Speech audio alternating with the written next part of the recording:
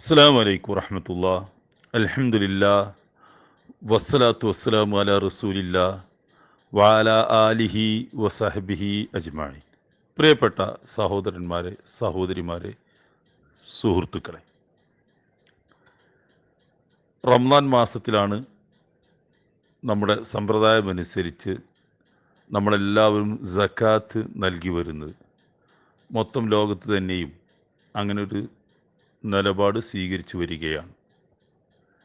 നമ്മളും സക്കാത്ത് കൊടുക്കുന്നവരാണ്, കൊടുക്കേണ്ടവരാണ് പലരും. അതിനുള്ള ഒരുക്കവും നടപടിയുമൊക്കെ ആയിട്ട് മുന്നോട്ട് പോകുന്നൊരു സമയമാണിത്. എന്താണ് സക്കാത്ത്? ഭാഷയിൽ അതിന് സംസ്കരണം എന്ന് പറയുന്നു, വളർച്ച എന്ന അർത്ഥവുമുണ്ട്. ഈ സംസ്കരണത്തിൻ്റെ ഒരു ഭാഗമായിക്കൊണ്ട്, പ്രധാനപ്പെട്ട ഭാഗമായിക്കൊണ്ട് നമ്മളുടെ സമ്പത്തിൻ്റെ നിശ്ചിത വിഹിതം അർഹരായ കൈകളിലേക്ക് എത്തിച്ചു കൊടുക്കുന്നത്, അല്ലെങ്കിൽ അതിൻ്റെ ഏജൻസിയെ ഏൽപ്പിച്ചു കൊടുക്കുന്നത് ഒരു സാമ്പത്തിക സംസ്കരണത്തിൻ്റെ ഭാഗമായിട്ട് നടക്കേണ്ട ഒരു പ്രവർത്തനമാണ്. അതൊരു സാമ്പത്തിക സംവിധാനം എന്നതുപോലെ അള്ളാഹുവിന് നടത്തുന്നൊരു ഇബാദത്തുമാണ്. പുണ്യകരമായ, വളരെയധികം പ്രധാനപ്പെട്ട ഒരു ഇബാദത്താണ്. ഖുർആനിൽ അത്രയധികം സ്ഥലത്ത് അതിൻ്റെ പ്രാധാന്യം സദക്ക എന്നും സക്കാത്ത് എന്ന വാക്കൊക്കെ ഉപയോഗിച്ചുകൊണ്ട് ഖുർആൻ പറയുന്നുണ്ട്. നമ്മൾ അള്ളാഹുവിൽ വിശ്വസിക്കുന്നു, പരലോകത്തിൽ വിശ്വസിക്കുന്നു, മുസ്ലിമാണ് എന്നൊക്കെ നമ്മൾ അവകാശപ്പെടുമ്പോൾ അത് സാക്ഷ്യപ്പെടുത്തുന്ന പ്രധാന പ്രവർത്തനങ്ങളിലൊന്ന് നമ്മുടെ സമ്പത്ത് കൊണ്ട് അത് സത്യപ്പെടുത്തുന്നുണ്ടോ എന്നതാണ് അതിലെ പ്രധാനം. സദക്ക എന്നത് അങ്ങനെ അർത്ഥത്തിലാണ്. ദാനധർമ്മം എന്നർത്ഥം വരുന്ന ആ വാക്ക് അങ്ങനെയാണ്.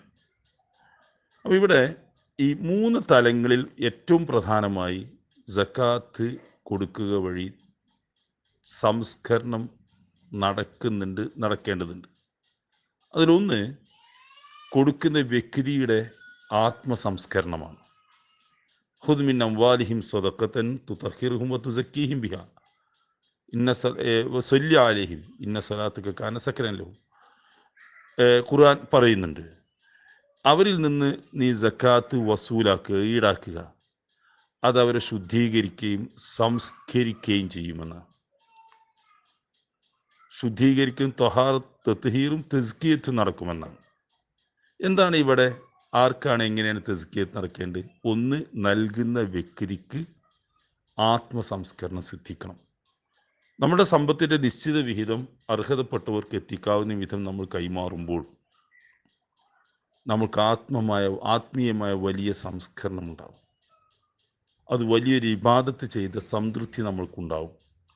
നമ്മുടെ ബാധ്യത നിർവഹിച്ചതിൻ്റെ നിർവൃതി നമ്മൾക്ക് അനുഭവപ്പെടും.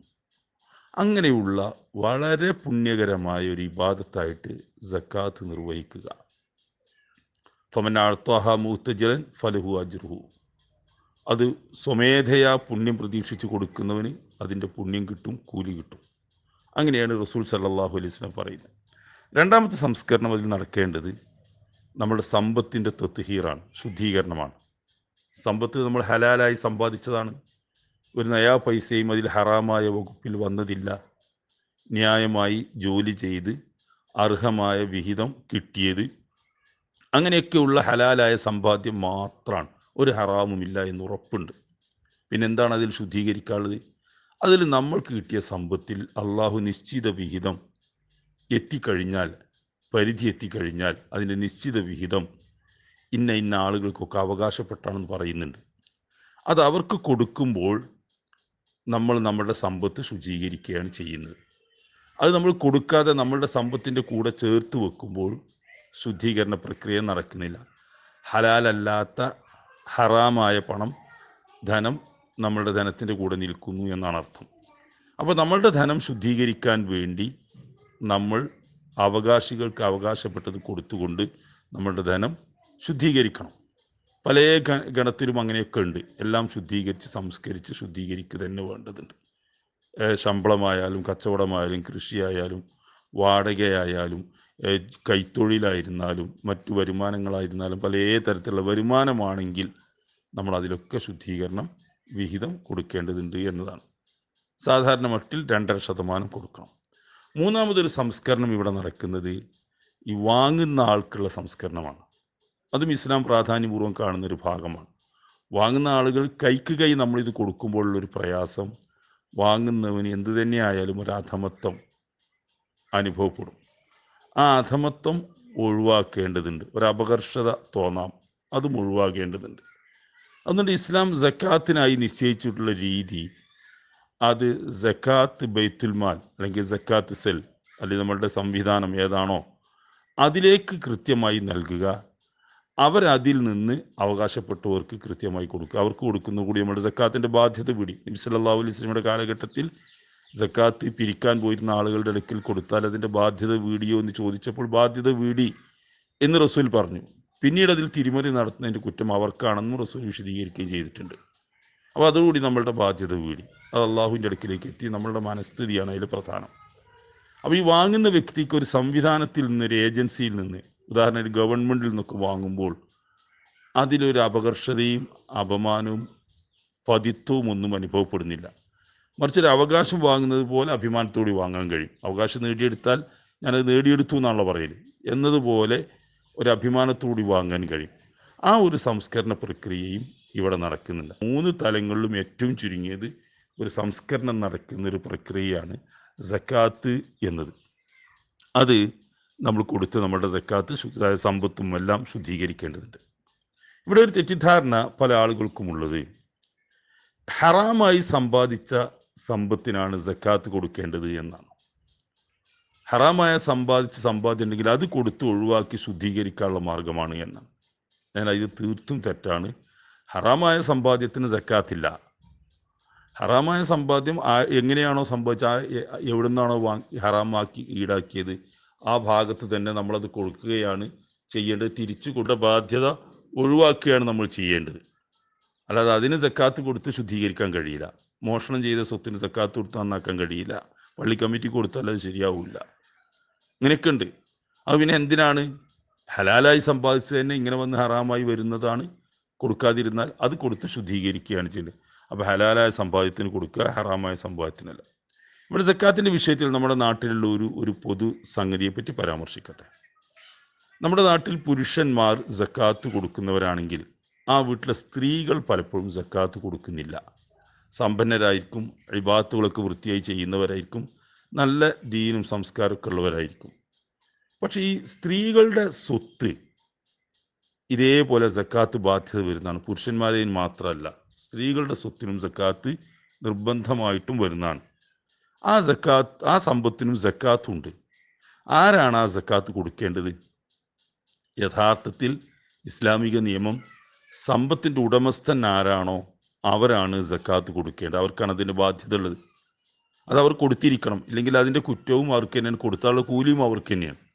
അപ്പോൾ സ്ത്രീകളുടെ സമ്പത്തിൻ്റെ സക്കാത്ത് കൊടുക്കേണ്ടത് സ്ത്രീകളാണ്. പുരുഷൻ്റേത് പുരുഷനാണ്, മക്കളുടേത് മക്കളാണ്. അവർക്ക് സ്വന്തം സമ്പാദിക്കുന്ന ഉടമസ്ഥരായി മാറിയിട്ടുണ്ടെങ്കിൽ ആ ഉടമസ്ഥൻ എന്ന നിലക്ക് അവരാണ് കൊടുക്കേണ്ടത്. അപ്പോൾ സ്വത്തിൻ്റെ ഉടമസ്ഥനാണ്, മാലിക്കാണ് സക്കാത്ത് കൊടുക്കേണ്ടത് എന്നർത്ഥം. ആ നിലക്ക് പുരുഷൻ്റെ സമ്പത്തിന് കൊടുക്കുക, സ്ത്രീകളുടെ സമ്പത്തിന് കൊടുക്കുക. നമ്മുടെ നാട്ടിൽ സ്ത്രീകൾ സക്കാത്ത് കൊടുക്കുക എന്ന് പറയുന്നൊരു സംഗതി പൊതുവെ ഒരു പരിചയമില്ലാത്തതുപോലെ തോന്നുന്നുണ്ട് ചില കാര്യങ്ങളിലൊക്കെ. ചിലപ്പോഴൊക്കെ അങ്ങനെയുണ്ട്.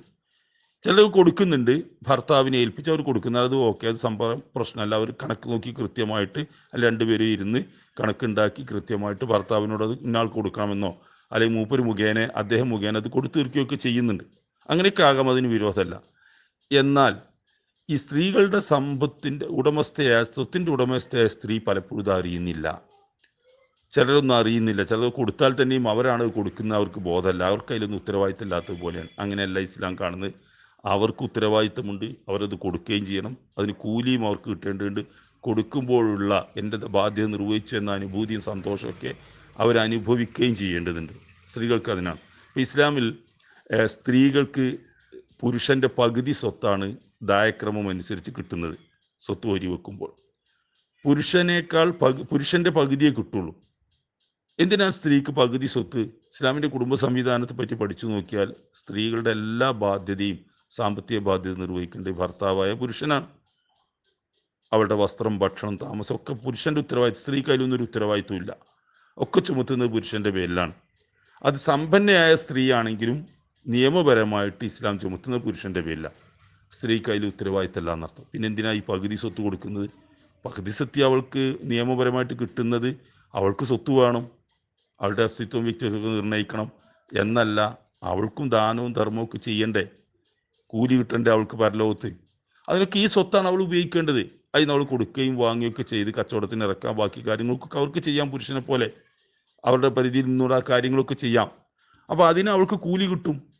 അതേപോലെ സ്വത്തിൻ്റെ കൂലി അവൾക്ക് കിട്ടണം. അവളുടെ സ്വത്തിന് ആ വകുപ്പിലും അവൾക്ക് കൂലി കിട്ടണം. പുരുഷന്മാർക്ക് മാത്രം കൂലി പോരാ. അതിനാണ് അങ്ങനെയൊക്കെ ഇസ്ലാം അനുവദിച്ചിട്ടുള്ളത്. അപ്പോൾ സ്ത്രീകളുടെ സ്വത്തിന് സ്ത്രീകളാണ് സക്കാത്ത് കൊടുക്കേണ്ടത്. പുരുഷന്മാരെ ഏൽപ്പിക്കാൻ അവർ കൂടി നിന്ന് ആലോചിക്കുകയൊക്കെ ചെയ്യാം. പക്ഷേ സ്ത്രീക്ക് അതിലൊരു ബോധം ആവശ്യമുണ്ട്.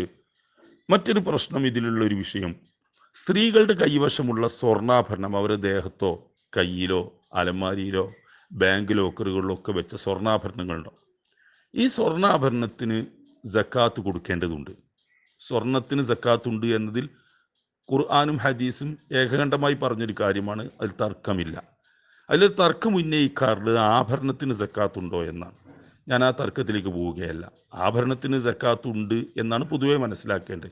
സ്വർണം ആഭരണമാക്കിയതിൻ്റെ പേരിൽ മാത്രം ഒരു നിക്ഷേപമായി വെച്ചിരിക്കുകയാണെങ്കിൽ സക്കാത്ത് വരില്ല എന്ന് പറയുന്നതിന് യുക്തിപരമായ ന്യായങ്ങളില്ല. അതിൽ പരമാവധി പണ്ഡിതന്മാരുടെ അഭിപ്രായങ്ങൾ പരിഗണിച്ചാൽ നമുക്ക് കിട്ടുന്നത്, സ്ത്രീ സാധാരണ മട്ടിൽ അണിയുന്ന ഒരു പെണ്ണാണ് എന്ന നിലക്ക് അണിയുന്ന കാതിലോ കഴുത്തിലോ കയ്യിലോ ഒക്കെ ഇടുന്ന 1-2 വളകളോ ഒക്കെ, അതുപോലെ തന്നെ നിത്യോപയോഗ വസ്തു പോലെ ഉപയോഗിക്കുന്ന അങ്ങനത്തെ വസ്തുക്കൾക്ക് സക്കാത്ത് വരില്ല എന്നേ മനസ്സിലാക്കേണ്ടതുള്ളൂ. അതും കൊടുക്കുന്നതാണ് സൂക്ഷ്മത. ഇപ്പോൾ പുരുഷൻ കണ്ണട വെക്കുന്നത് പോലെ, മൊബൈൽ കയ്യിലുള്ളതുപോലെ, വാച്ചോ അതുപോലെ ഒക്കെയുള്ള പേനയൊക്കെ ഉപയോഗിക്കുമ്പോൾ അതിന് സക്കാത്തില്ലല്ലോ. എന്നതുപോലെ ഒരു ഉപകാര വസ്തുവായിട്ട് സ്ത്രീ സ്വർണം ഉപയോഗിക്കുന്നുണ്ടെങ്കിൽ അതിന് സക്കാത്ത് ചുമത്തേണ്ടതില്ല എന്ന് ഏറിക്കഴിഞ്ഞാൽ എന്ന് വരുള്ളൂ. ഏതായാലും സക്കാത്ത് കൊടുക്കണം എന്നതാണ് അതിൻ്റെ സൂക്ഷ്മമായ വശം. അത് കൊടുത്ത് ഒഴിവാക്കുക. 2.5% നമ്മൾ കൊടുക്കേണ്ടത്. ഈ സക്കാത്ത് ആരാണ് ഈ സ്വർണ്ണാഭരണങ്ങൾക്ക് സക്കാത്ത് കൊടുക്കേണ്ടത്? അതിൻ്റെ ഉടമസ്ഥനാണ്.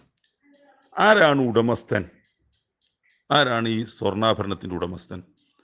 പല രീതിയിലാവാം. ഒന്ന്, സ്ത്രീ സ്വന്തമാക്കി ഉണ്ടാക്കിയ ആഭരണമാണെങ്കിൽ അവളാണ് അതിൻ്റെ ഉടമസ്ഥൻ, അവൾ കൊടുക്കണം. ഭർത്താവ് വാങ്ങിക്കൊടുത്തതുണ്ടാവാം, അത് അവൾക്ക് കൊടുത്തതാണെങ്കിൽ, അവൾക്ക് സ്വതന്ത്ര വിനിമയത്തിൽ സ്വാതന്ത്ര്യമുള്ളതാണെങ്കിൽ അവളാണ് കൊടുക്കേണ്ടത്. ഭർത്താവിന് തിരിച്ചു വാങ്ങാവുന്ന രീതിയിലാണെങ്കിൽ ഭർത്താവാണ് കൊടുക്കേണ്ടത്. അല്ലെങ്കിൽ ആർക്കാണോ അത് അവരാണ് തീരുമാനിക്കേണ്ടത്. ഇപ്പോൾ നമ്മുടെ വീട്ടിലൊക്കെ പെൺകുട്ടികളുടെ കൈവശം മക്കളായി നിൽക്കുന്ന പ്രായത്തിൽ അവരിങ്ങനെ കോളേജിലോ സ്കൂളോ കല്യാണം കഴിക്കുന്നതിന് മുമ്പുള്ള സമയത്ത് സ്വർണ്ണാഭരണമൊക്കെ വാങ്ങിക്കൊടുക്കാറുണ്ട്. പെൺകുട്ടികൾ എന്നേക്ക് ചില ആഭരണങ്ങളൊക്കെ വീട്ടിൽ വാങ്ങിക്കൊടുക്കും. അത് പിതാവിന് എപ്പോഴും തിരിച്ചു വാങ്ങാവുന്ന ഒരു സ്വത്ത് പോലെ കൊടുക്കുന്നതാണ്. പെൺകുട്ടികൾക്ക് അതിൽ സ്വതന്ത്ര വിനിമയാവകാശമല്ല.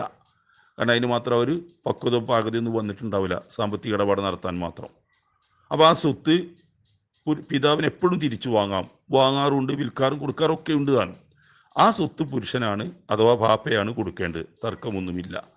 പെൺകുട്ടിക്ക് അതിൽ ബാധ്യത വരുന്നില്ല. എന്നാൽ സ്ത്രീകളുടെ കൈവശമുള്ള സ്വർണം അവളുടെ ഉടമസ്ഥതയിലുള്ളതാണെങ്കിൽ അവർ കൊടുക്കണം. പക്ഷെ ഇവിടെ ഒരു പ്രശ്നം പലരും ഉന്നയിക്കാറുള്ളത്, സ്ത്രീധനമായി കിട്ടിയ സ്വർണമുണ്ടല്ലോ, ആ സ്വർണത്തിന് ആരാണ് സക്കാത്ത് കൊടുക്കേണ്ടത്? അതിലാദ്യമേ മനസ്സിലാക്കേണ്ടത്, സ്ത്രീധനം ഇസ്ലാമിലുള്ളൊരു സംഗതിയല്ല. സ്ത്രീധനം എന്ന് പറഞ്ഞാൽ വിവാഹത്തിന് ഉടമ്പടിയായിട്ടോ കണ്ടീഷനായിട്ടോ പെണ്ണിൻ്റെ ഭാഗത്തുനിന്ന് പുരുഷൻ ഈടാക്കുന്ന എന്തും സ്ത്രീധനമാണ്. സ്വർണമാകാം, പണമാകാം, തോട്ടമാകാം, പറമ്പാകാം, വാഹനമാകാം, വീടാകാം, കെട്ടിടമാകാം, ജോലിയാകാം, പലതും അങ്ങനെയുണ്ട്. അത് സ്ത്രീധനമായിട്ട് സ്വർണം കൈപ്പറ്റിയിട്ടുണ്ടെങ്കിൽ അതിന് സക്കാത്ത് കൊടുക്കണോ കൊടുക്കണ്ടേന്നാ? അതിന് സക്കാത്തില്ല. അതിന് സക്കാത്ത് ബാധ്യത പറയുന്നതിന് അർത്ഥമില്ല. കാരണം അത് ഹലാലായ സമ്പാദ്യമല്ല, ഹറാമായ സമ്പാദ്യമാണ്. അത് ആരോടാണോ വാങ്ങിച്ചത് ആ ആൾക്ക് തന്നെ തിരിച്ചു കൊടുക്കുകയാണ് പുരുഷൻ ചെയ്യേണ്ടത്. അപ്പോൾ പുരുഷനാണ് സ്ത്രീധനം കൊടുക്കുന്നത്, പുരുഷനാണ് ചോദിക്കുന്നതും വാങ്ങുന്നതും ഒക്കെ. അയാൾ ഉടനെ തന്നെ അതെന്ത് ചെയ്യണം? തിരിച്ചു കൊടുത്ത് ഒഴിവാക്കണം. സാമ്പത്തിക ബാധ്യത അങ്ങനെ.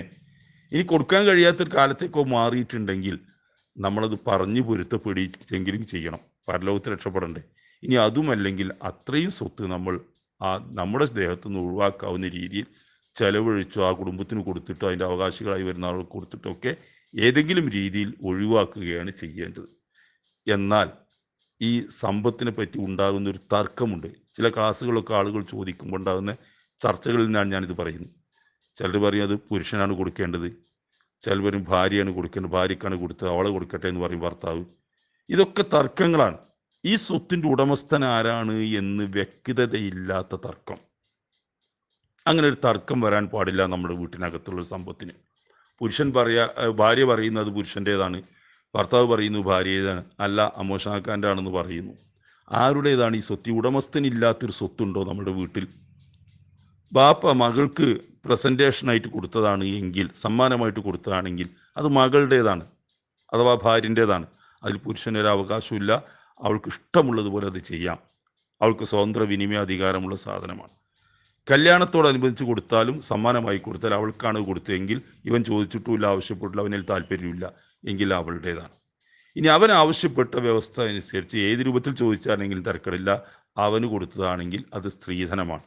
അത് ഞാൻ നേരത്തെ പറഞ്ഞതിന് സക്കാത്ത് കൊടുക്കുകയല്ല വേണ്ടത്, തിരിച്ചേൽപ്പിക്കുകയാണ് ചെയ്യേണ്ടത്.